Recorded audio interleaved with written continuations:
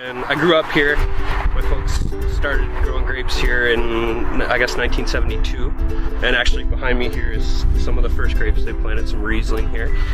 And yeah, they opened the winery in '85, I guess, like, you know, the year before I was born. And yeah, it's been steady growth since then, I guess. Like, we moved, used to be in the garage.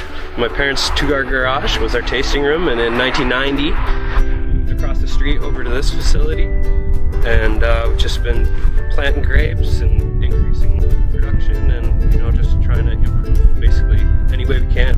What really strikes me, I guess, is the diversity all across the region. You know, there's not really, even 2 miles apart, there's not a lot of consistency. It's all over the place. There's a little more respect that's been given to the Finger Lakes wineries, and more articles that are being written. I think that wine writers really enjoy and are fascinated with writing about the Finger Lakes because of its uniqueness, whereas at Hosmer we've been growing grapes since the 70s, making wine in the 80s, and places that just have started growing grapes and making wine a few years ago and maybe just growing one variety. So it's an interesting place because we're not beholden to anything specific. We've been in a few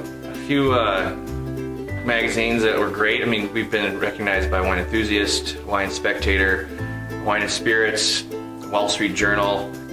Yeah, I mean, when we get, just recently we were awarded a 90 for our Riesling and our Chardonnay as best buys. So that was a great, you know, that's a huge acknowledgement. And, you know, the fact that we are even acknowledged by the Spectator or the Enthusiast is great. And to get something and to start scoring high and consistently high ratings shows another reason why we're being taken seriously as an area. Even though there's this broad spectrum of wines coming out of here, we're really starting to hone in on what we do really well and what the world wants.